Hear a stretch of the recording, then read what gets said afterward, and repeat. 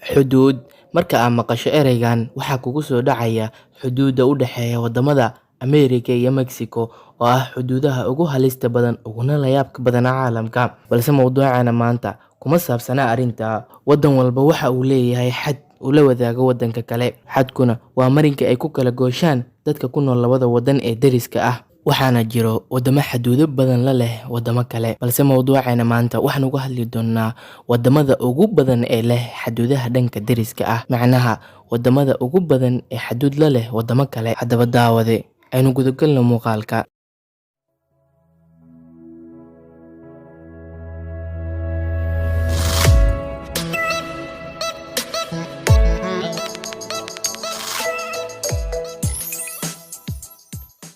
Austria ama Jamhuuriyadda Austria, dal madax bannaan oo ku yaal bartamaha Yurub, waxa uu xuduud la leeyahay in ka badan 8 dal. Dalkan oo balaciisu lagu qiyaaso 83 milyan oo kiiloomitir square ah, dadkiisu waxay gaarayaan in ka badan 8.7 milyan.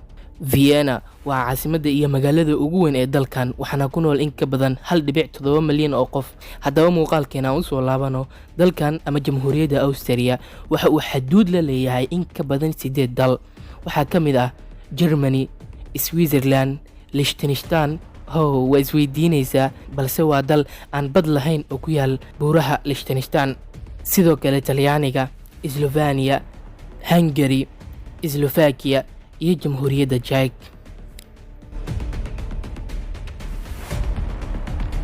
Faransa ama Jamhuuriyadda Faransa waa wadan leh dastuuri iyo baarlamaan madax bannaan, wuxuuna ku yaalaa galbeedka Yurub.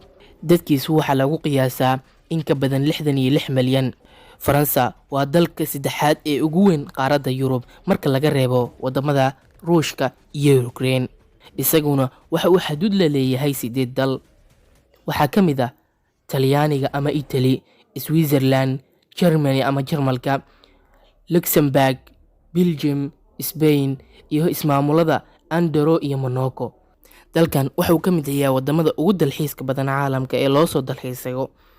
Dadka u soo dalxiistagana waxaa lagu qiyaasay in ka badan 83 milyan oo dalxiisayaal ah. Serbia rasmi ahaan waa Jamhuuriyadda Serbia. Waa wadan ku yaalo bartamaha iyo koonfur bari Yurub, waana dal aan lahayn bad. Caasimadiisu waa Belgrade. Waxaa sidoo kale xuduud uu la leeyahay isaguna 8 dal. Waxaa ka mid ah Bulgaria, Romania, Hungary, Croatia, Bosnia, Herzegovina, Kosovo iyo Macedonia.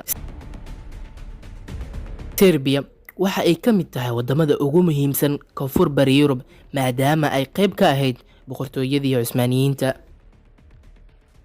Isla dalka hadda aan ka hadli doonana waa meel aan ka fogeyn isla dalka aan ka soo sheegaynay ee Serbia. Isagu waa Turkiga. Magaca rasmigana waa Jamhuuriyadda Turki, halka afka dalkaasina lagu dhaho Turkiye Jamhuuriyad.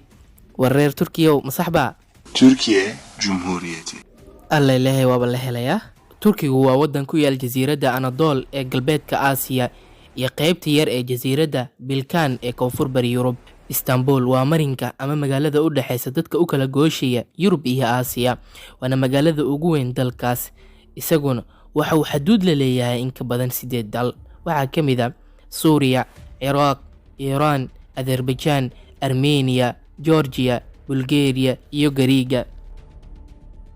Inta badan wadamada hadda aan ka soo hadalnay waxay ku taalaa qaarad weynta isku tilmaamtay inay tahay qaaradda xadaaradda ee Yurub. Haddaba leenakeen aan tagnay qaaradda madow ee Afrika. Tanzania ama Jamhuuriyadda Federaalka Tanzania waa wadan ku yaal bariga dhexe ee Afrika. Wadankan waxa uu xuduud la leeyahay isaguna 8 wadan. Waxaa ka mid ah wadamada Kenya oo xuduud la leeyahay, Uganda, sidoo kale Rwanda, Burundi, Jamhuuriyadda Congo, Mozambique, Malawi, waxaana maro badweynta Hindiya. Wadankan waxa uu hal xuduud ama dhanka koonfureed kala leeyahay 3 wadan. Dabcan waxaan ka wadaa dhanka koonfureed waxaa ka xiga 3 wadan oo uu xuduud kala leeyahay.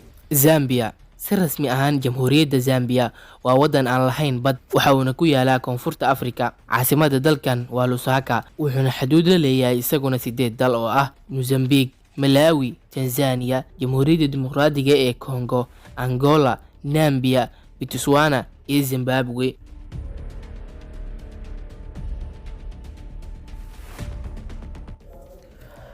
daawade waxaan jeclaystay muuqaalkan inaan u sameeyo baarti labaad ama qaybta xigta waana diyaar qaybta oo hadda ayaan hore kasoo gelin doonaa maxaa yeelay muuqaalku waxa uu sii dhaafi karaa ilaa iyo 5 daqiiqo waxaana jeclaystay in muuqaalka aan ka dhigo laba baartigan hadda markii aan soo geliyo isla baartiga hore waxaan kuu dhigiyaa commentiga hoose ama descriptionka haddaba muuqaalkeena inta ayaa kusoo gabagabeynayaa baartiga xiga la soco